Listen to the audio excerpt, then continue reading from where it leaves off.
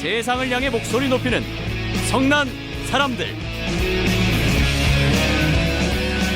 대파 한 단이 875원이면 합리적인 가격이다. 윤석열 대통령의 이 한마디에 국민들 반응은 제각각으로 논쟁이 이어지고 있습니다. 사실 대파 논란 파장이 만만치만은 않습니다.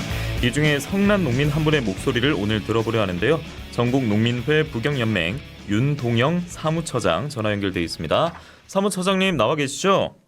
네, 안녕하십니까. 예, 반갑습니다. 대파 한 단이 875원. 합리적이다.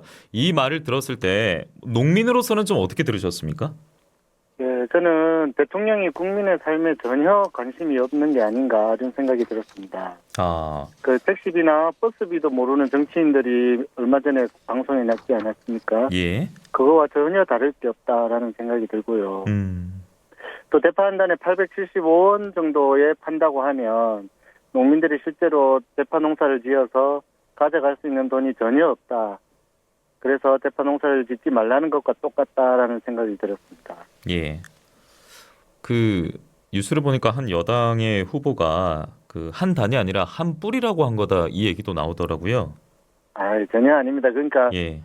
그러니까 농안 기금으로 뭐 이렇게 마트에 지원을 해줘가지고 예. 싸게 한 거라고 저는 들었거든요. 알겠습니다. 오늘 저도 포털에 검색해봤는데 한국소비자원 생필품 가격정보에서 대파, 흑대파 500에서 800g 최저가 1,850원에서 최고가 7,100원이었습니다. 이게 기후위기 같은 변수도 있겠습니다만 어려운 민생을 대표하는 대명사처럼 사과 하나 10,000원이 되지 않았습니까? 네. 그러니까 전반적으로 고물가 대한민국에 대한 이견은 크게 없을 것 같은데 농민들 역시나 현재 가격에 대한 부담감이 있지 않겠습니까? 좀 어떻습니까? 네, 농산물 가격이 오른 건 맞지만 예. 가장 먼저 정부가 농산물로 물가를 좀 낮추겠다 이런 생각을 하는 게 농민들을 좀 무시하는 게 아닌가 하는 생각이 들고요. 농산 물가를 이용하는 게요? 네, 예. 농산물을 낮추어서 물가를 네. 잡겠다. 네네. 네네.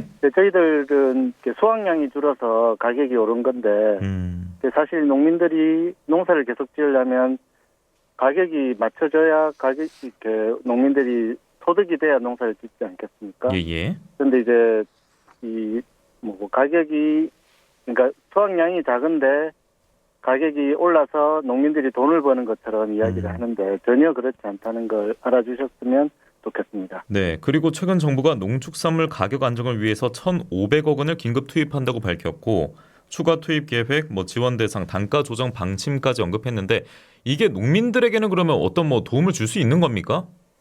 제 생각은 전혀 아니라고 생각합니다. 특히나 많이 오른 사과나 배, 쌀 이런 것들은 수확철에 다 중도매인이나 중간 상인들이 매수를 다 해서 저장을 해서 파는 거거든요. 예. 그걸 내다 팔면 당연히 농민들에게 돌아오는 돈은 하나도 없고 그 상인들에게 모든 이익들이 간다고 생각이 듭니다. 예. 지금 어찌 보면은 정부에서 그 개방 농장이 좀 강화되고 있는 모습도 있지 않습니까? 네. 이런 것들도 좀 농민들을 좀 힘들게 하는 요소 중에 하나인 겁니까? 그렇죠. 배나 사과가 너무 올랐다고 수입 과일을 무관세 비슷하게 들여와서 싸게 풀면 당연히 국내 과일은 가격이 같이 하락할 수밖에 없는 그런 상황이 생길 거라는 생각이 들거든요. 그렇군요. 오늘 국무위원들도 현장을 돌면서 유통구조의 문제점을 개선하는 기회로 삼겠다 이렇게 밝히기도 했더군요. 자, 사무처장님은 그럼 어떤 농사 짓고 계신 겁니까? 저는 쌀 농사 짓고 있습니다. 그러면 농사 비용 대비 이 쌀값에 대한 평가도 분명히 있을 것 같은데요. 좀 어떠십니까? 예, 20년 넘게 이렇게 농사를 지었는데 한 20년 전에는 한 4만 몇천 원, 20kg 한 포대에 4만 몇천 원 정도 했는데 지금은 5만 원대거든요. 그러니까 10,000원 정도 오른 거죠. 그렇게 봤을 때 제가 10,000평 이상을 농사를 짓는데 직불금까지 포함해서 한 2,500만 원 선 정도의 수익이 난다고 봅니다. 그러면 이제 도시 노동자들에 비해 그렇겠네요. 너무 적고 이렇게 이런 부분이 저에게는 농민으로서의 삶에 참 힘들다는 생각이 듭니다. 예, 농민들의 불만의 목소리, 성난 목소리는 가득할 텐데 사무처장님 최근에 대파값 논란도 있지 않습니까? 이게 논쟁이 얼마 남지 않은 선거 국면이라 더 불거지고 있는 것 같기도 한데 그래서 22대 국회의원들이 만약에 뽑히게 되면은 의정 활동을 통해서 이 농민들을 위한 정말 필요한 대책을 내놔야 되지 않겠습니까? 끝으로 네네. 1분 정도 남았는데요. 어떤 목소리를 내주시겠습니까? 네, 국회의원은 법을 만드는 입법기관이지 않습니까? 예. 국민들의 삶이 보장되는 법을 만들 필요가 있다 생각이 들고요. 음. 공익적 가치가 인정되는 농민기본법 이런 걸 통해서 노동자들도 최저임금을 협상해서 결정하듯이 예. 생산자와 소비자, 정부가 함께 가격을 결정해야 된다는 생각을 하고요. 거기서 이제 농민수당이나 이런 걸 통해서 찾아오는 이렇게 젊은 청년들이 농촌으로 찾아오는 그런 정책들을 좀 만들었으면 좋겠다라는 생각이 듭니다. 예. 제가 52살인데 네네. 동네에서 막내입니다. 아, 그렇습니까?